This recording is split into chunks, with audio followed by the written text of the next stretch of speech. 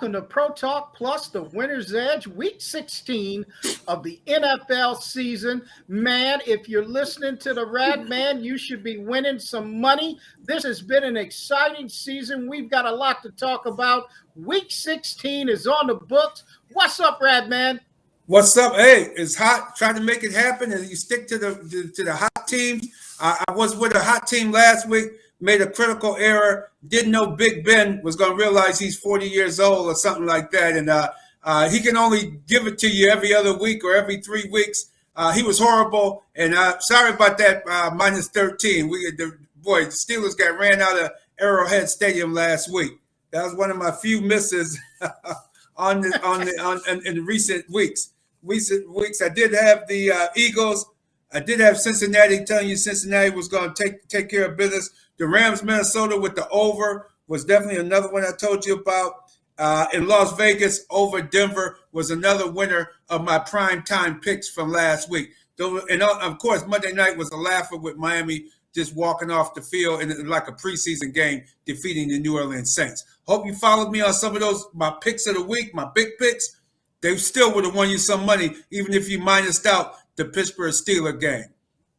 Right, absolutely. We want to thank our producers here at OnStage Plus and various platforms around the internet. We are going to talk some great games this week. There are some big contests with some serious playoff implications, and we're going to start this off with Indianapolis and Las Vegas.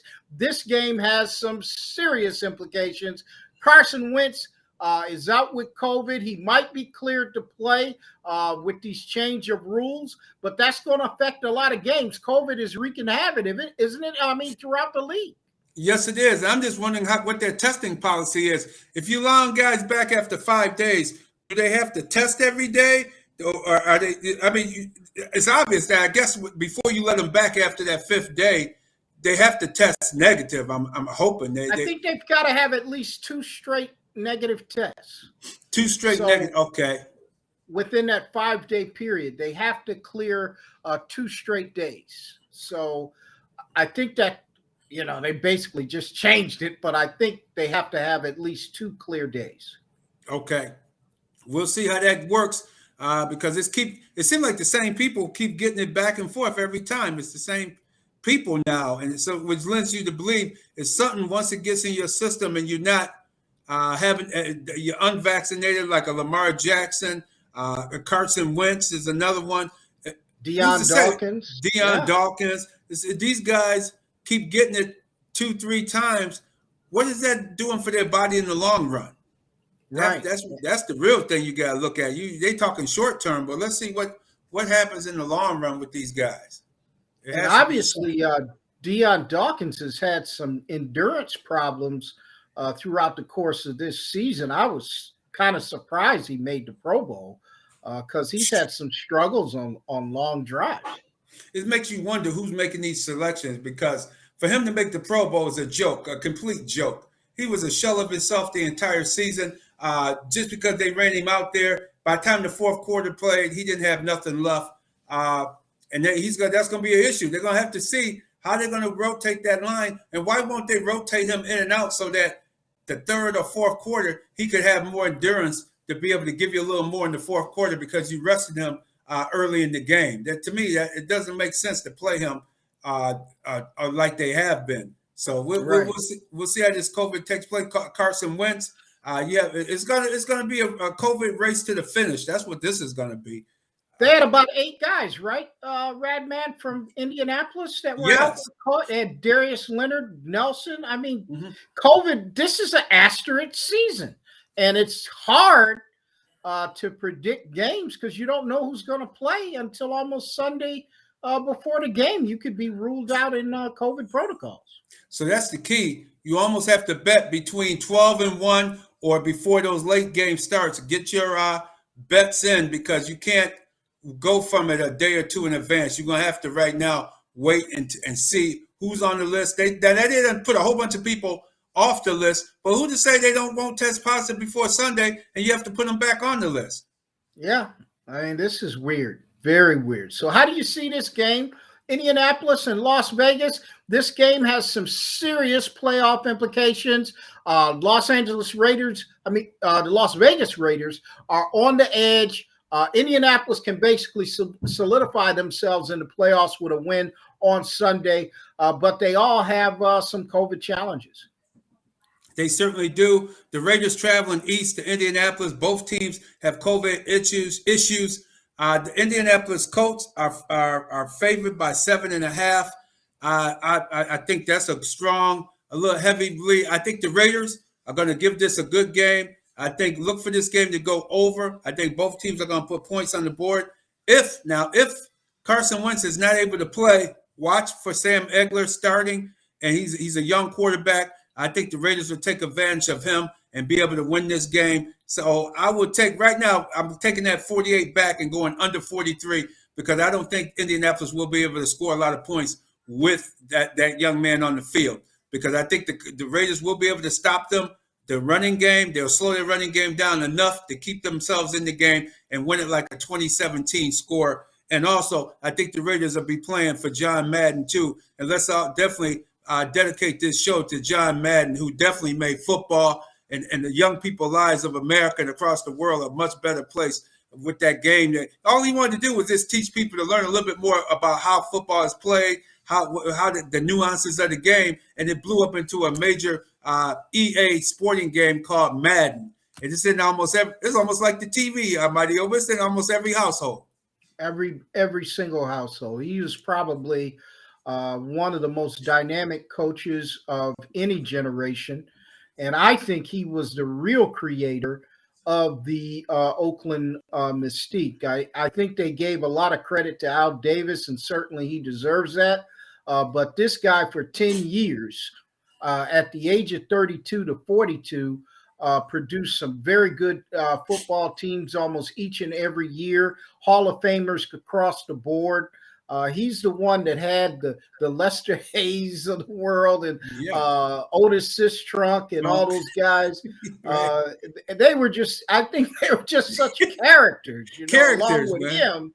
And I think he was a great, he was a great spokesman for, I think he was the original guy for light beer from Miller, if I'm right. I think you're right. And a lot of other endorsements. He did a great job, and he was a tremendous analyst. He introduced that telestrator on TV, and certainly we want to remember the contributions of John Madden, and certainly, the whole league is going to have a moment of silence in his honor Sunday. Oh, and rightly so, because he changed the game forever with that style. And remember, he found guys like Art Shell, Gene Upshaw. I mean, he put together a hell of an offensive line, and then the defensive line with the Otis Sistrunks and all of it. I mean, he found they look like a lot of misfits, but they guys came together and they played as a team, and they came close. I still think they should have won that game against the Steelers where the ball hit and Franco Harris caught it. When the guy hit the guy, I think that had to be the most luckiest play ever in any type of sport, especially on the last play of the game. It was almost like a Hail Mary type pass, and the TV camera didn't even keep up with what happened because we had to figure out what happened. Back then, it wasn't a lot of instant replays and stuff. We saw the play like the next day or something to see what really happened. You see Franco Harris running it in for the touchdown, but yes. Definitely, John Madden has definitely put his mark on and stamp on the game, and the NFL is rightly so to give him all the accolades and recognition he deserves. Take the Raiders in this one. I think they're playing this for John Madden and themselves. I think the Raiders will pull the upset 2017 under 43. All right, next game up, Chicago against the New York Giants. These two teams, very disappointing season. Chicago is rumored to be interested in Leslie Frazier along with the Raiders. So there's a lot of teams trying to look at Leslie Frazier. Who are you picking in this game? Boy, I like to pick the Chicago Bears because both these teams are having trouble. Both of these teams have a lot of difficulty with their defensive side of the ball. I like Chicago to cover this spread because Nick Folk will probably start. The Giants, they just can't score. Their offensive. They're one of the most horrible offenses that have been around in a long time. So take the Bears to win this by the 6 or 7 points it will be by kickoff time. Take the Bears under 35. All Under right. 35. All right. Next game up is Tampa Bay and the New York Jets, Red Man. New York Jets are running for the bus. Tampa Bay trying to position itself for the playoffs. How do you see this game? Well, I see Tampa Bay coming at it hard. They have a lot of injuries from that game with the Saints, but they took care of Carolina last week, like I projected last week, and they'll take care of the Jets as well. The coach, Salir for the Robert Saleh for the New York Jets, he just doesn't seem to get. I thought his defense would be a lot better this season. His defense is not playing for him. I expected him to struggle with the offensive unit with a rookie quarterback, Zach Wilson, playing and getting a lot of the reps in there. But his defense, to me, that's the telling point of his coaching for this season. I don't know. He'll probably be back next season, but I don't know. It's a big question mark on Robert Saleh, mainly because he's a defensive specialist, and his defense is almost worse, is just as bad as the offense. So I take the Buccaneers to cover this spread under 43. Under 43 points, the Buccaneers to cover the 14 points. Gotcha. Next game up, Western New York, Buffalo against the Atlanta Falcons. This is a big-time game. The Buffalo Bills need to win out. It's just simple as that. They need to win out.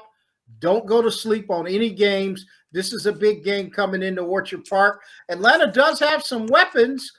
They've got a big-time freak tight end, and Cordell Patterson has been a playmaker.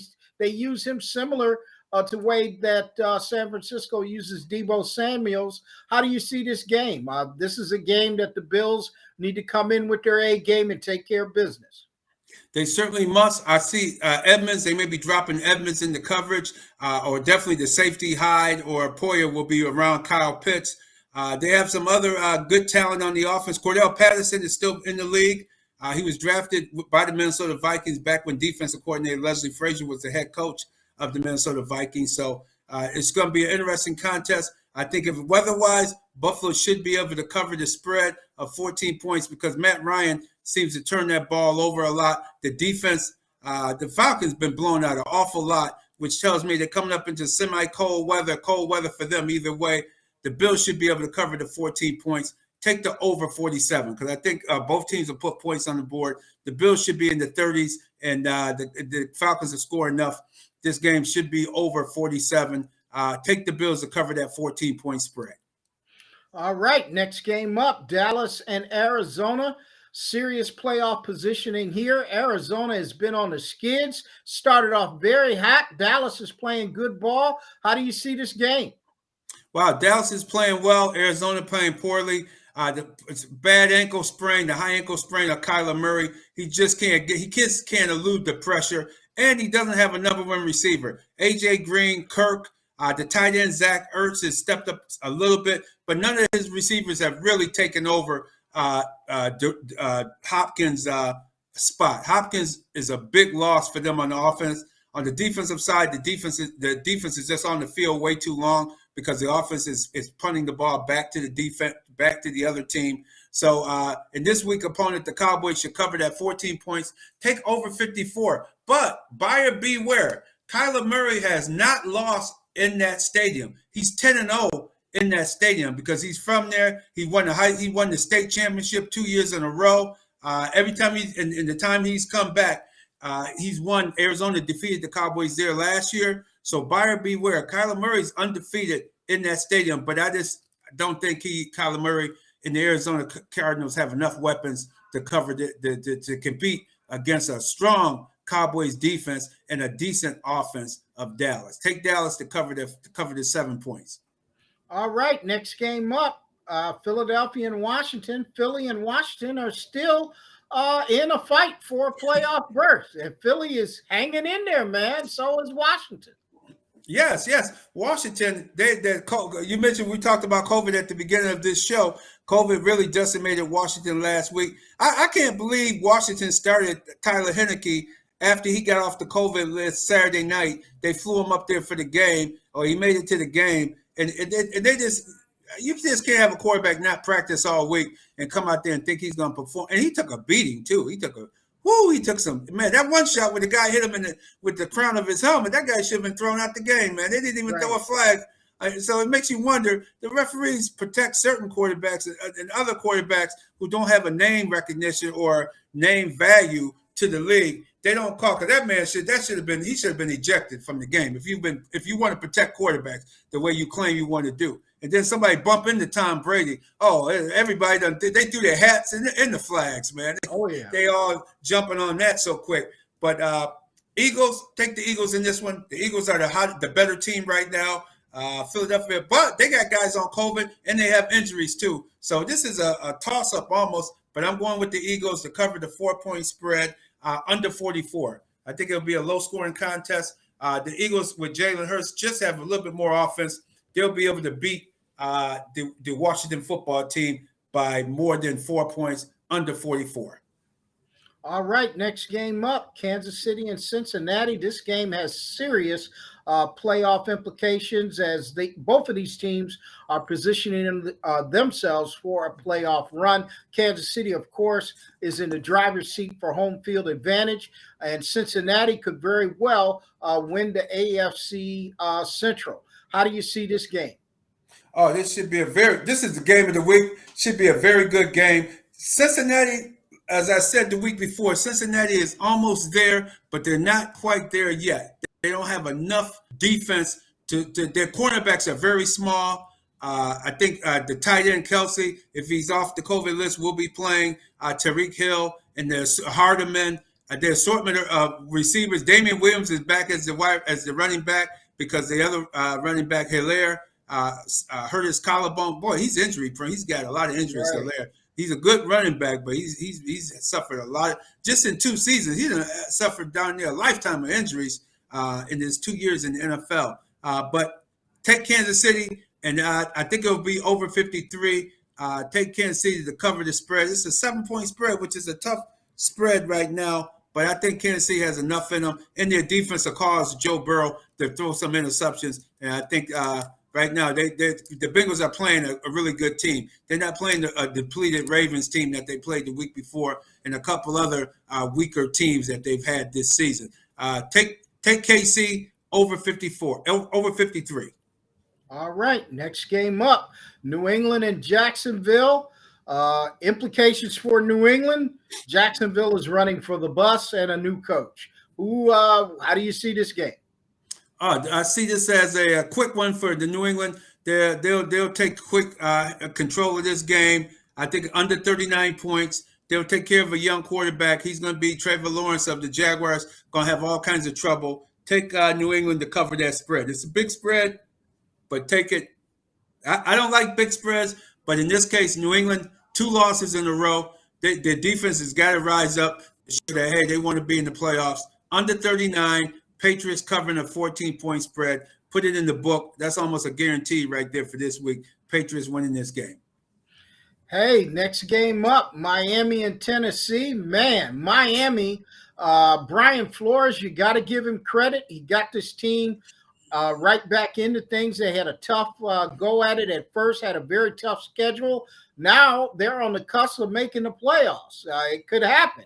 And they're going up against Tennessee. I think Tennessee misses Derrick Henry tremendously. They've got some other injuries. How do you see this game? Very close game.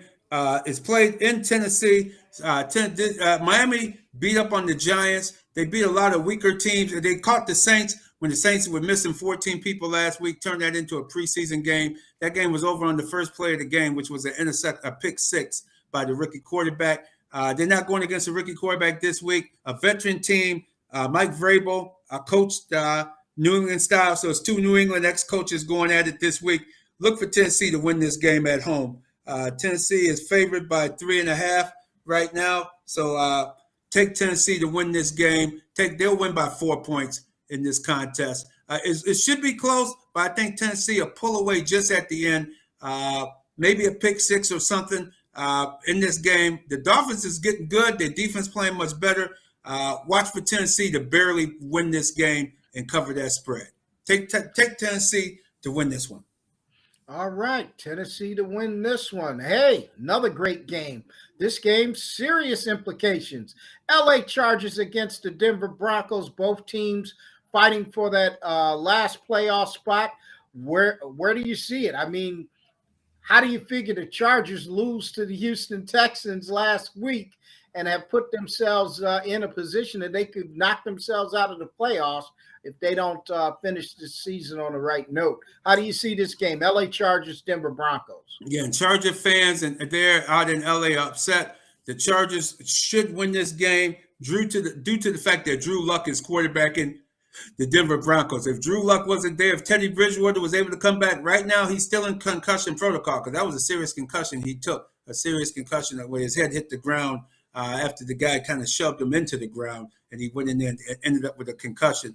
So right now he's not out of concussion protocol. I hope Teddy Bridgewater is okay, but the Broncos just can't get it done with Drew Lock. Drew Lock is just not as much as they want him to be, he's not an NFL quarterback. He's not. He's barely a backup quarterback because he just can't get it done. The Chargers get a break by playing Denver this week, even though Denver now has their number. Denver have been beating the Chargers for a while now, so watch out. Last time they played, I took the Broncos. The Broncos covered the spread. This time I'm taking the Chargers. Denver's getting these 7 points in this game. I tell you what. Take Denver with the 7 points, but I see the Chargers winning a close one. This is going to be a close game. Chargers will win it under 43. Take Denver in the 7 points. Denver in the 7. All right, Denver in the 7 points. Next game up, San Francisco travels to the upstart. Houston Texans, come on, man. They on the road. Yeah. They on the road. Come on. Won a couple games. Yeah, they starting to get there. They're starting to get there late in the season. They're playing a San Francisco team that needs this game. Take San Francisco to cover this spread, 11 points. They're very explosive. I think they won't let they're at home too. They won't allow Houston to stick around as much as other teams have. Jimmy G should, even with a broken thumb, Trey Lance may get in there and have to play, and you may have to see Trey Lance take over for Jimmy G in this contest. I see the 49ers winning this outright by 14 points. So take the 49ers and take it over 47. Over 47 points in this contest in the 49ers. All right, Seattle and Detroit is the next game up. Seattle has struggled. Detroit, they're on somewhat of a roll, but you never know. Seattle is a very disappointing season for the Seattle Seahawks. Could this be the end of the Pete Carroll reign in Seattle? Maybe, I hope so, but it probably not. The 5-10 Seattle Seahawks. One thing I do project is that this is the last home game for Russell Wilson. Russell Wilson will not return, so Seattle fans get a chance to see him. This is most likely his last time playing a home game in a Seattle Seahawks uniform. So, and that being the case, I think they're going to go out extra hard and extra strong on offense. Take Seattle to win this by 7 or more. They'll cover the 7 points and defeat the Detroit Lions, a game Detroit Lion team that each week is improving better and better. But I think Seattle, they got a lot of emotion on the line. It's they know their quarterback is most likely gone after this next 2 games. So take Seattle with the under 39. I think it'll be a low-scoring game. Under 39, Seattle winning by about 10 points. All right, that's an interesting game, interesting scenario for the Seattle Seahawks and the Detroit Lions. Next game up, Baltimore Ravens will take on the LA Rams. This game, too, has playoff implications for both teams. Baltimore is barely still in it. I don't know how. I think John Harbaugh should be the coach of the year with the amount of injuries he's had to deal with, let alone COVID. But the injuries he's had to deal with day one, and he's still in it, is a miracle. It's unbelievable. You're right. You bring up a good point, Mighty Oba. He should be in consideration for Coach of the Year. The Baltimore Ravens, they just have too many injuries. Lamar probably won't play. Hundley will play. The Rams will play down to the competition for a while, but then they'll end up winning this game and covering the 3-point spread, winning by 4 or more. And I think this could easily go over 49 points. Because the Rams, all of a sudden, when they start scoring, they could put 30 points on the board. This could be a 30-20 game because the Ravens defense that was their weaker point at the beginning of the season. And now what they lost in their corners, their safeties, I don't even know who half of these guys are playing for the Ravens right now. Take the Rams to cover that spread over 49. All right. Next game up. This game has implications for positioning and playoffs. Minnesota is still in it. They take on Green Bay. How do you see this game? I like Green Bay in this one. Minnesota getting the 7 points. Take Green Bay. Green Bay's the better team. They're making their way they're making a playoff run, and it's a divisional game. Take the Packers over 51 to win this one by more than 7 over a game. Minnesota fight. Minnesota on the road seems to score 20 to 30 points on the road game. So over 51, Green Bay winning this game, covering the 7-point spread. All right, last game, Monday night at Heinz Field in Pittsburgh. Should be Ben Roethlisberger's last game as a Pittsburgh Steeler. There's still some playoff implications from this game. Pittsburgh will take on Cleveland. How do you see it? You never know what Cleveland Browns team literally you're going to play because of COVID and other circumstances. But how do you see this game? Very good contest. Big Ben's last game. Definitely. It's almost, you can almost write it in the book. This is his last game. Emotional night for the Steelers. Steelers going to come and put it on to Cleveland, cover that 3-point spread. Take the Steelers to cover it, and most likely Ben Roethlisberger's last game. And we've seen enough of Big Ben. If all you got to do is go back to last week and see why this will be his last home game as a Pittsburgh Steeler after all of these years. We did see him win that Super Bowl against Arizona down in Tampa. That was a great time to see Ben Roethlisberger when he was at his best. But now his skills have deteriorated, and it's time to say goodbye, Big Ben. The last 2 years, 2 years ago, maybe 3 years ago, take the Steelers at 3-point spread under 38. Under 38. Contest, Cleveland, Miles Garrett, injury. David Clowney, stay off. Why would people pay David Clowney? This guy, he always stays hurt. I forgot he on the Cleveland team today. That he was hurt in the game last week. I said, "Oh my God!" So he just get his money. He don't play, but he pays. So he got a good agent. I got to give it to him. He got a darn good agent. Take the Steelers to cover it by more than 3, under 38. And look like we had one game that I didn't see on here that I omitted by one mistake. Carolina Panthers is playing at New Orleans. I think because it was no line on it early in the week early in the week when this came out. So Carolina is at New Orleans, and the spread they ended up coming up with is 6.5 for the New Orleans Saints over the Carolina Panthers. The Saints defense can make some plays. If those quarterbacks are off a COVID list, take the Saints at home to cover the 6.5. If the rookie quarterback has to play, then flip it and take the Carolina Panthers. But in this game right now, I'm projecting their quarterbacks will be back. Tyson Hill and Simeon, they'll be able to handle Carolina, and the Saints will win this game, their last game at home for this season. They'll cover the 6.5. Take the Saints and take the under in that game. I don't see a lot of scoring in that one. Take the under and take the Saints with the minus 6.5. All right, week 16 comes to a close. A great line of predictions for the Rad Man. We'll be back here next week to close out the season, and then we'll have some great predictions for the playoffs. So tune in to Pro Talk Plus, the Winner's Edge, right here on Stage Plus Networks. We'll be back here next week for the Mighty Oba and the Rad Man. See you then.